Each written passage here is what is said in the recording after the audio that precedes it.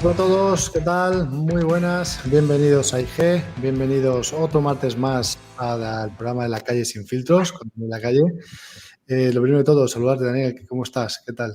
Muy bien, todo fenomenal, no me puedo quejar. Muchísimas gracias por invitarme. Magnífico. Pues mira, hoy quería dividir la entrevista en dos partes. Una primera parte hablando de España, de la situación económica y política que tenemos en nuestro país, cómo está la cosa después de la investidura de Pedro Sánchez de nuevo, ¿no? Otros 4 años más de investidura. Y por otro lado, vamos a hablar un poquito más de mercados, cómo está el petróleo, cómo está el dólar, cómo está un poquito el gas natural y un poco la macro en Europa, ¿no? Para que nos hagamos una foto general de nuestra situación en los mercados. Así que si te parece, empezamos por aquí, ¿no? Por nuestro país, por España. Hemos visto cómo pues ya se ha formado un nuevo gobierno que habla, ¿no? De que, de cierta manera, comenta el gobierno que hay menos deuda en España. Y la pregunta que yo te hago es, ¿esto es cierto? ¿Se está reduciendo la deuda o qué es lo que están mirando el gobierno para hablar de esto, ¿no? Porque se está diciendo eso. Bueno, el gobierno dice que está bajando la deuda porque el denominador, el PIB nominal, aumenta por la inflación. Es decir, la deuda sube y sube mucho, además de hecho alcanza un nuevo récord de 1,56 billones de euros y la deuda sobre PIB nominal, como sube la inflación, el denominador disfraza el aumento de deuda. Entonces, el gobierno dice que ha bajado la deuda al 109% sobre PIB, cuando en realidad, si lo piensas, ni siquiera con respecto al PIB real, ¿no? Sino que simplemente es por el efecto de la inflación. Claro, lo cual nos vuelve a demostrar lo que siempre decimos, ¿no? Que la inflación es un impuesto escondido, es decir, es la manera en la que los gobiernos disfrazan sus desequilibrios. Si tú miras la deuda no solamente ha subido, sino que ha subido a niveles récord y muy por encima de lo que es el aumento en términos reales del Producto Interior Bruto. Por lo tanto, España no crece, se endeuda, ¿verdad? Y esa reducción aparente, obviamente, claro, luego se revierte. Es decir, vamos a ver luego cómo ese aumento de deuda, también con respecto al PIB nominal, el efecto de la inflación se empieza a dar la vuelta, ¿no? Así que, bueno, el propio Banco de España, además, lo explica maravillosamente, no hace falta ni debatirlo, ¿no? Porque enseguida aparece aquí los correveidiles del gobierno diciendo que hay que ver, que no sé cuántos, que nos inventamos las cosas. No, el propio Banco de España en su nota de prensa lo explica perfectamente. Récord de deuda y además de récord de deuda, claro, eso es la deuda según el protocolo de déficit excesivo.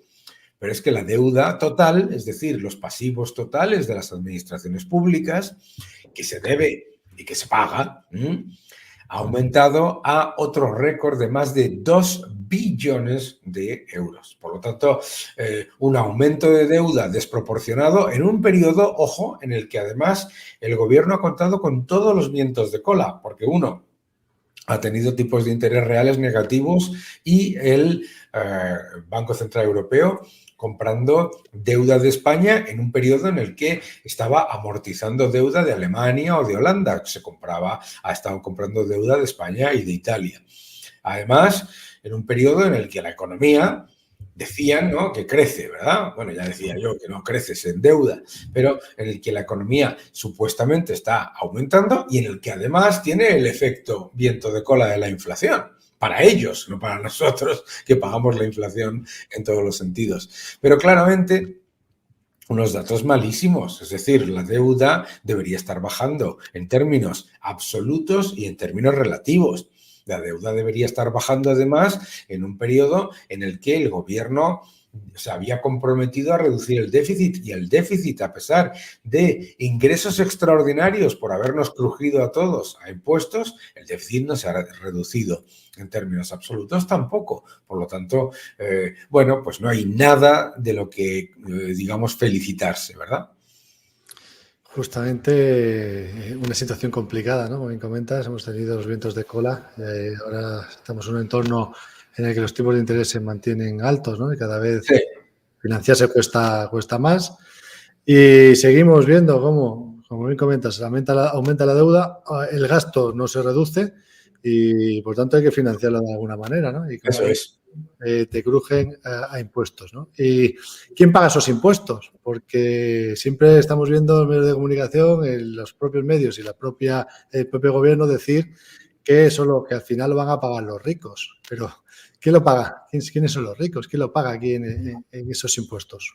Bueno, lo primero es la falacia de que las subidas de gasto la van a pagar los ricos. No tiene ningún sentido económico ni lo ha tenido nunca, por una sencilla razón. El que se crea que un aumento anual del déficit de 50.000 millones lo va a pagar en más impuestos de los que ya pagan los supuestamente ricos, desde luego tiene un problema con las matemáticas y con la estadística.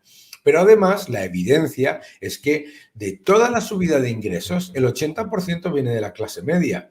Viene del IRPF, viene del IVA, es decir, viene de los ciudadanos en general. Lo que pasa es que se utiliza históricamente siempre, además, ese cuento de intentar engañar a la gente pensando que quitándole el dinero a los ricos vas a financiar enormes y gigantescos aumentos de programas de gasto político anual, ¿no? Pero es completamente falso. Luego, además, este gobierno hace otra cosa, que es bajar el listón de rico. Que es bajar el listón de rico. Mucha gente dice, jajaja, el que le fastidien a los ricos, hasta que se dan cuenta de que los ricos para el gobierno son ellos. El propio órgano de prensa, casi te diría que, bueno, el periódico El País lo muestra, ¿no? El periódico El País te muestra, dice, no, si usted gana 27.000 euros, es usted rico. Si el gobierno considera que rico es una persona que gana 40.000 euros, ¿no?, al año. Estamos hablando de un gobierno que está llamando ricos, como si además hubiese ningún problema por ser entre comillas ricos, ¿no? Pero está utilizando lo que es la envidia y el ataque a los sectores más productivos, detrayendo de médicos, arquitectos, de personas, de profesionales como abogados, jueces, etcétera. Eso es para ellos, entre comillas, los ricos, ¿no? Y claro, lo utiliza de una manera despectiva. Los ricos tienen que saber que van a tener que aportar más. Oiga, esas rentas están pagando ya más del 55% en todos los impuestos. Y, desde luego, pues ningún país ha hecho ricos a los pobres empobreciendo a los ricos. Y lo que realmente es una cifra atroz en España es que, en realidad, ricos hay muy pocos. Hay poquísimos, ¿de acuerdo? Son tan pocos que los populistas siempre dan 2, máximo 3 nombres. Y la realidad es que lo que están haciendo, y además es que es indudable, es empobrecer a todo el mundo. La gente sabe que su renta disponible ha bajado. La propia Moncloa ha reconocido que la renta per cápita ajustada por poder adquisitivo de los ciudadanos españoles ha perdido puestos con respecto a la media de la Unión Europea. Ojo. Y que vamos perdiendo puestos en cuanto a productividad y a renta per cápita. Pero eso sí, ellos siguen con su propaganda de que si los ricos no sé qué. Y claro, cada vez que el gobierno te dice que le va a subir los impuestos a los ricos para pagar un gasto, que sepas que te los sube a ti. Pues sí, ¿no? Esta es la situación que tenemos en estos momentos en España, ¿no? Decir que una persona que gana de bruto más de 40.000 euros es rica, hombre, pues es para hacérselo mirar. Pero bueno, dicho esto, una vez hemos comentado un poco la situación que tenemos en cuanto a impuestos y en cuanto a deuda en España, vamos a comentar un poco cómo está la situación en Europa, ¿no? Se ha publicado el dato de clima de consumo GfK en Alemania, que está negativo, pero ha quedado un poquito mejor de lo esperado. O mejor que el dato anterior. ¿Cómo ves la situación en general en Europa, ¿no? A nivel macro? Bueno, yo acabo de volver de Holanda y la situación muy mala. la idea de que ese indicador es en algo, es alucinante ya hasta qué punto nos estamos adaptando al mensaje de que el estancamiento es positivo. El otro día salieron unos PMIs de la eurozona absolutamente aterradores, en contracción 30 meses, con negativo el crecimiento del empleo en el sector manufacturero, con contracción, además contracción severa en pedidos, también en el dato general. Ahora el GfK de consumo que muestra, está, pues como tú, no sé si lo has dicho la cifra exacta, pero creo que son menos 21, ¿no? No me acuerdo. Menos 27,8 frente a menos 28,3 del mes previo. Menos 27,8 con respecto a menos 28,3. ¡Compra! Que son buenas noticias. Vamos, es literalmente decir que estás del barro al barro total. No tiene ningún sentido, ¿no? Claro, pues mira, pues eso es que efectivamente la situación... A mí es que de verdad el deseo, perdona que te lo diga Sergio, es que el deseo de alguna gente de intentar rascar ahí con las uñas ya peladas, de intentar rascar un dato positivo en unos datos de eurozona que son una basura, unos datos de la eurozona que son una basura absoluta en un entorno que no podemos olvidar en el que tienes el viento de cola de las materias primas que siguen por debajo de los niveles de la guerra de Ucrania. El segundo, que tienes la chorrada esta de los fondos Next Generation, todo el mundo que si los fondos Next Generation, y ya ves tú el impacto, ¿no? O sea, los datos son tan malos que si además los pones en el contexto de todos los vientos de cola de un Banco Central Europeo que sigue comprando deuda italiana y española como si esto fuese... es una locura todo, ¿no? Ya te digo. Bueno, pues así está la cosa, ¿no? En Europa y lo que estamos viendo es que muchos inversores están o han considerado, por lo menos durante esta subida que hemos tenido durante este rally de noviembre, que algunos empiezan a llamar el rally del pavo, que si otros que si va a ser el rally de Navidad anticipado, bueno, ya empiezan a ponerle nombres a rebote de subidas en los mercados. Aquí la pregunta es la siguiente. Hemos visto que el euro ha subido en este entorno. El dólar se mantiene en niveles, bueno, pues más bajos, ¿no? En cierto tiempo ha caído alrededor del 3%, estoy mirando ahora mismo, alrededor del 3% en lo que va de noviembre, o sea, caída mensual, la mayor caída mensual en un año en el dólar. Y la pregunta es la siguiente, ¿qué podemos esperar en este entorno del euro y del dólar y de los bancos centrales, si van a subir si van a bajar tipos de interés, si los van a mantener más tiempo? Porque, bueno, los futuros sobre fondos federales en Estados Unidos anticipan que podemos ver bajadas en junio y algunos miembros de fondos de inversión, de casas de análisis relevantes, dicen que puede haber varias bajadas de tipos de interés. ¿Cómo lo ves tú? Porque también, por otro lado, hay algunos que dicen que va a haber un aterrizaje suave, mientras que otros dicen que va a haber una gran crisis y que por eso van a bajar más los tipos de lo que se está descontando. Entonces, ¿cuál es la situación? ¿Cómo lo ves tú? Bueno, si te acuerdas, el año pasado, estas mismas fechas, ¿qué se esperaba para el año 2023? Bajadas de tipos. Para el año 2023 se esperaba que los tipos bajarían a partir de junio y los tipos no han bajado a partir de junio, ¿de acuerdo? Entonces, para mí lo importante es no apostar a una cosa y a la contraria a la vez, ¿vale? Es decir, si lo que quieres es que bajen los tipos, lo que tiene que haber es una recesión, pero una recesión severa, porque claro, los gobiernos no están reduciendo el gasto público. Entonces, si para que los bancos centrales vean una contracción significativa de la demanda agregada, lo que tienen que ver es un colapso de la demanda agregada privada, porque la pública sigue subiendo, ¿de acuerdo? Entonces, cuidado con querer las bajadas de tipos, es que no lo puedo entender, ¿no? Entonces, o tienes un aterrizaje suave y por lo tanto no va a haber bajadas de tipos. 2, tienes una recesión severa del sector privado y entonces podría haber bajadas de tipos. Por lo tanto, mi escenario, que es que no va a haber una recesión severa, significa que no va a haber bajadas de tipos, ¿vale? O por lo menos como mucho, pues 25 puntos básicos, pero la verdad, el que esté pegado aquí a las curvas, comprando toda esa basura que está comprando alguna gente por ahí y tal y que cual, literalmente de verdad se cree que una bajada de 25 puntos básicos va a reorientar la economía. Claramente no, ¿no? O sea, ¿de verdad alguien se cree que una bajada de 25 puntos básicos en la eurozona va a cambiar esos datos que acabamos de comentar? Pues claro que no, ¿no? Entonces, me dice, no, es que ha subido el euro. Ha subido el euro a 1,09. Es decir, no ha subido, ¿no?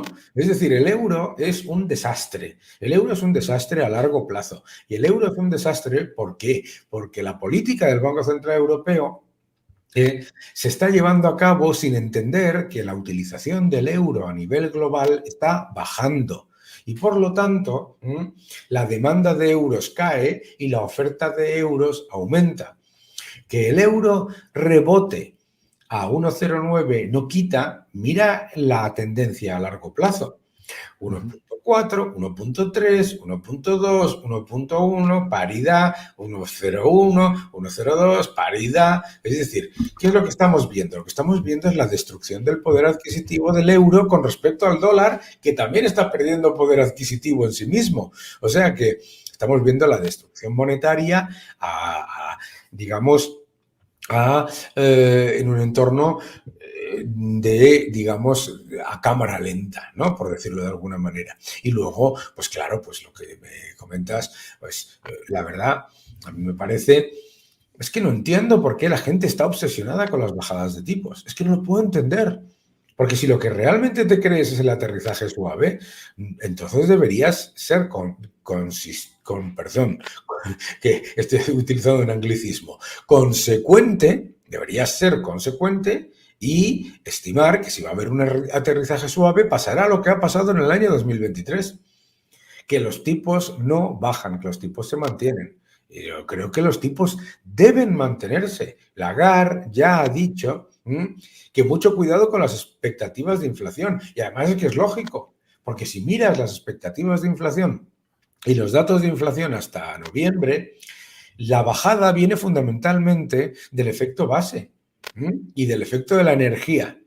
Claro, entonces resulta que la política de los bancos centrales ha funcionado de lujo, porque en medio de la crisis geopolítica, de guerras, de limitaciones de producción, etcétera, los bancos centrales con la restricción monetaria se han llevado por delante a las materias primas, que eso funciona como un viento de cola para las economías importadoras, la europea la primera, ¿de acuerdo? Vale, eso lo han conseguido. Pero claro, es que la inflación subyacente y los precios de los bienes no reemplazables continúan subiendo en España. En España han subido los precios entre enero y octubre todos los meses menos uno. Entonces tenemos que ser muy, digamos, realistas con el tema de la inflación, ¿de acuerdo? Que hay que tener cuidado. Has dicho algo que me ha parecido realmente interesante, que es algo que, bueno, que sabemos todos, ¿no? Que efectivamente hay algunas divisas que pierden más poder adquisitivo que otras. Has dicho que el euro es un desastre a largo plazo, con lo cual me quedo con ese titular, y que el dólar también estaría perdiendo poder adquisitivo en este entorno, ¿no? Y entonces la idea, la pregunta es la siguiente. Voy a aprovechar para preguntarte por esto, que creo que no te lo he preguntado nunca.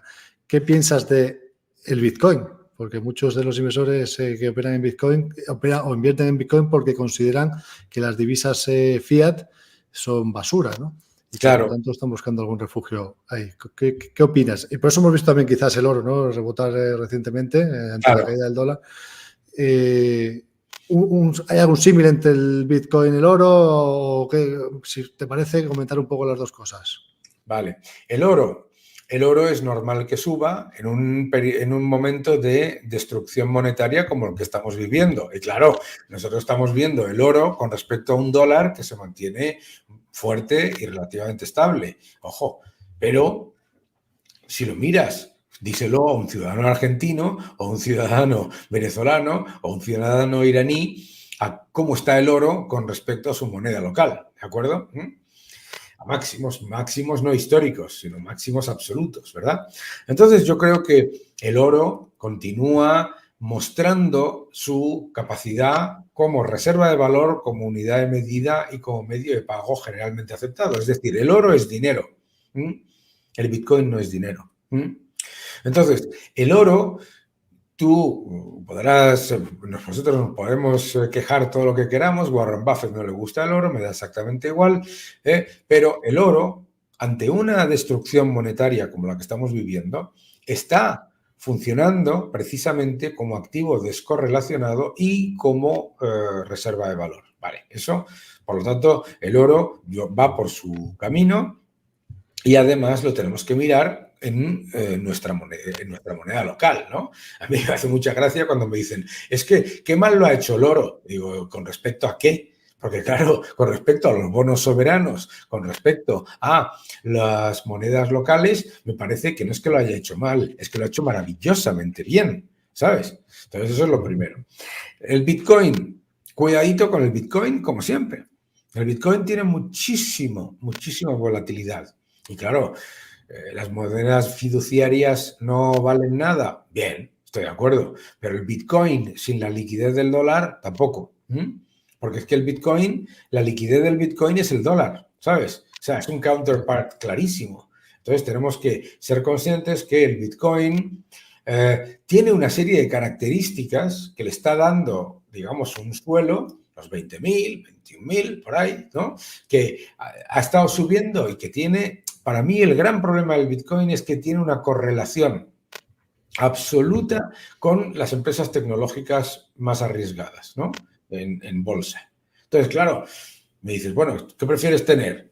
¿Empresas tecnológicas, el Nasdaq o no sé cuánto, o Bitcoin? Pues hombre, no lo sé.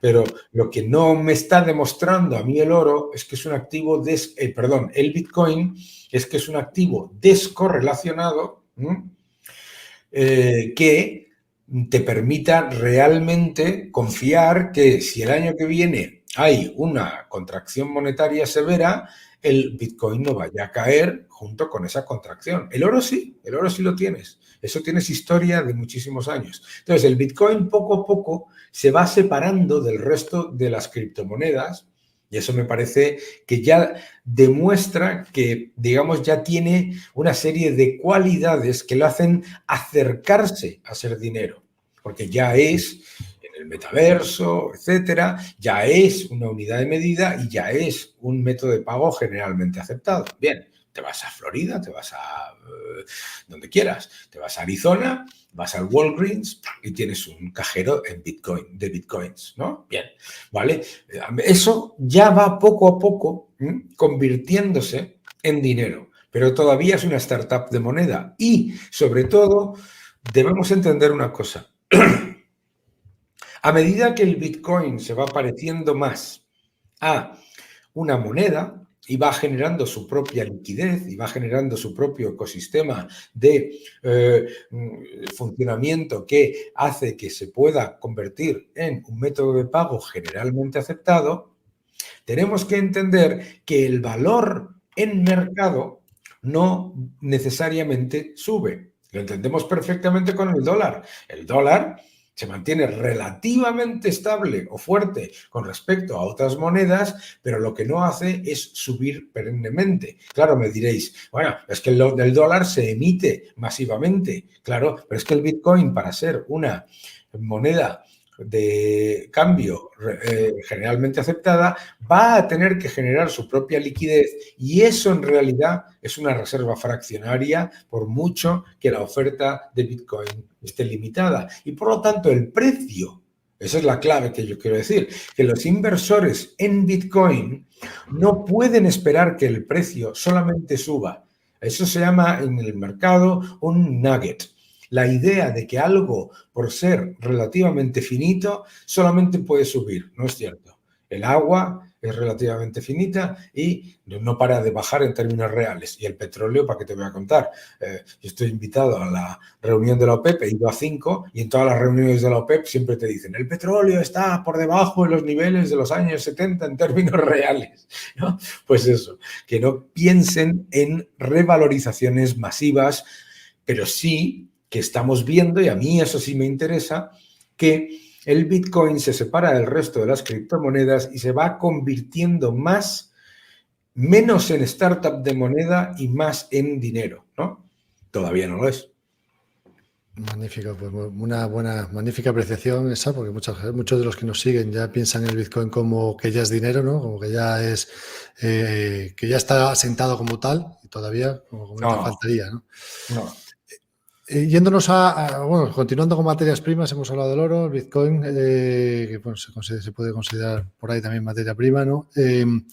Vámonos, acabas de comentar una cosa muy interesante, que es que dices que estás invitado y que has estado ya en 5 reuniones de la OPEP y justamente estamos pendientes de la reunión de la OPEP que tenemos esta semana, ¿no?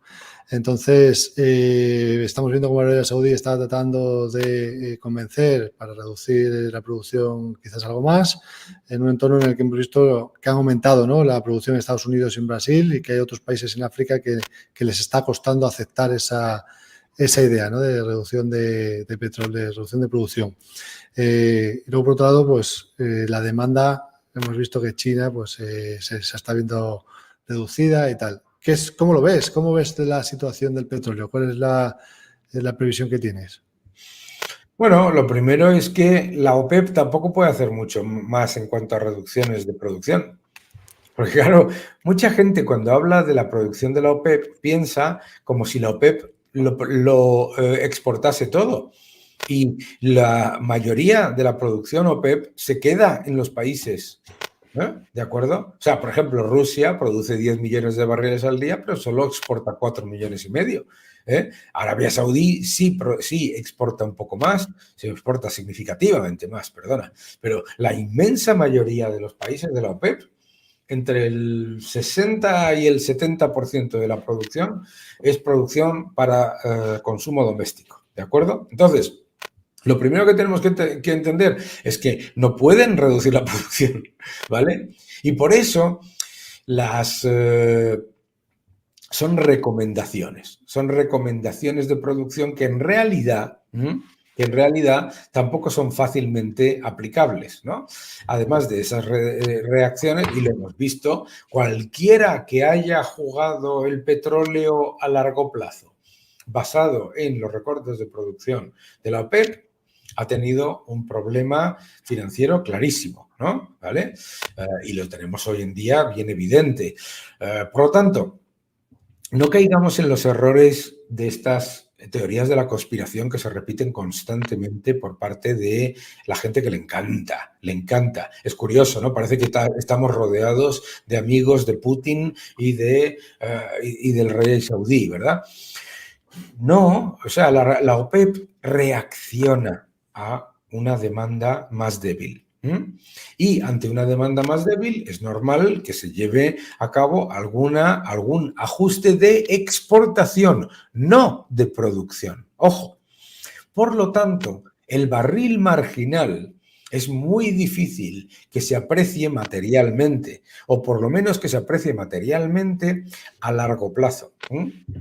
Porque lo que están pasando dos cosas, ¿no? La relevancia de la OPEP con respecto al precio es cada vez menor. Por eso, aunque hayan incluido a Rusia, también cada vez tienen menos impacto. Segundo, lo has dicho tú, Estados Unidos, producción récord. Y llevamos escuchando, yo no sé tú, pero yo llevo desde el año 2010 escuchando que Estados Unidos no puede producir más, que el año que viene se va a la porra, que se acaba, que es que no entendemos la termodinámica y que no sé qué, y que bla, bla, bla.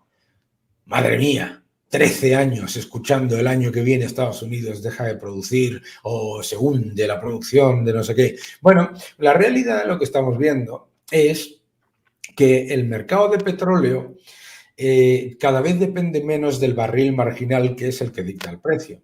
El barril marginal es China y el consumo de China es cada vez más estable y por lo tanto menos dependiente de ir al mercado spot a pedir unos barriles con los que no contaba. ¿Por qué? Porque cada vez depende su modelo de crecimiento menos de construir cosas por ahí, por todos lados. Yo he estado en China hasta hace poquito, ¿no? O sea, es que es una cosa espectacular ver la cantidad de infraestructuras y de construcción y de inmobiliario completa y absolutamente vacío, y sin utilizar. Entonces, el barril marginal es cada vez menos inelástico en cuanto a su capacidad de aceptar precio. Y la producción está cada vez más orientada a contratos bilaterales a largo plazo. Y el barril marginal lo dicta la producción no OPEP. O sea, en la parte de la oferta. En la parte de la demanda es China, en la parte de la oferta es la producción no OPEP, no la producción OPEP. La producción OPEP trabaja sobre la base.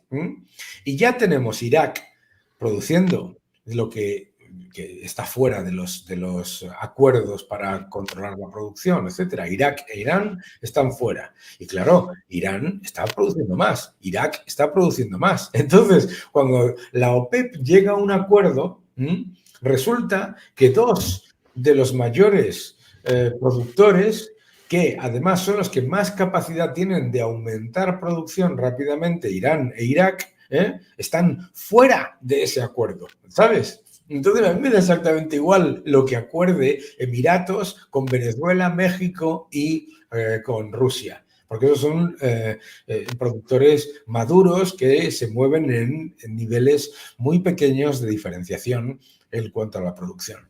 Por lo tanto, yo no creo que vaya a haber en términos reales una apreciación significativa del petróleo. Y no está ocurriendo, no ocurrió, y por mucho que le queramos dar todas las teorías geopolíticas y bla, bla, bla, Jerome Powell 1, Putin 0. Es un hecho. Entonces, la clave, como has dicho, que sería China, ¿no? Que nos fijemos en China. La clave, no. La clave en el mercado del petróleo, en mi libro La madre de todas las batallas, The Energy World is Flat, lo decimos, la clave en el mercado del petróleo, por supuesto, es importante la oferta, por supuesto, es importante la demanda, pero es importante la oferta marginal y la demanda marginal, ¿no? Todos los precios son marginalistas, pero la clave es la política monetaria. Número uno, lo más importante de todo es la política monetaria, y en contracción monetaria con tipos elevados las materias primas caen, y caen a plomo, y caen todas, como estamos viendo, no hay que romperse la cabeza, ¿sabes? La política monetaria, dejen de hacer teorías conspirativas sobre lo que quiere o lo que no quiere Arabia Saudí o lo que le ha dicho un primo de Putin. No tiene ningún sentido. Es la política, como decía, Jerome Powell 1, Putin 0.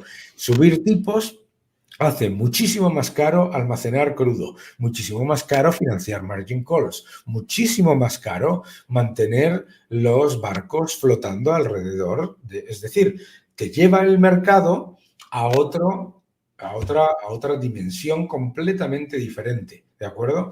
Y si, como te digo, vuelvo a decir, si eres consistente con aterrizaje suave más tipos que se van a mantener o que como mucho se bajarán muy poquito, pues las materias primas en ese entorno no terminan de funcionar. Tienen pequeños, ¿sabes? Pequeños, hay traders maravillosos que pillan una tendencia y la sueltan. Claro, lo que no hacen es quedarse. El gran problema de la gente es pensar en las materias primas como un elemento de, igual que con el Bitcoin, un elemento que solamente puede subir porque es relativamente finito. Vuelvo a repetir, eso es un nugget, una teoría plausible pero falsa. Magnífico, muy bien. Pues ya para finalizar, si te parece, la última pregunta que tengo es, porque todo el mundo está ahora pensando que estamos en invierno, hace más frío, pero por otro lado estamos viendo como los precios del gas natural que llevan ya 2 semanas cayendo y parece que hay más suministro, ¿no? Hubo una época en la que era un problema el suministro del gas natural en Europa y ahora parece que no es así, ¿no? ¿Cómo está la situación? ¿Cómo lo ves tú? Bueno, efecto péndulo. Cuando pensábamos que no había suministro, inmediatamente la disponibilidad de gas natural licuado se dispara la venta de gas natural licuado hacia Europa aumenta masivamente y además Rusia empieza a enviar gas natural licuado a otros mercados que son los que dictan el precio marginal. Entonces, ¿qué es lo que pasa? Que al contrario de lo que la gente se imaginaba, el precio marginal en vez de subir baja, ¿de acuerdo?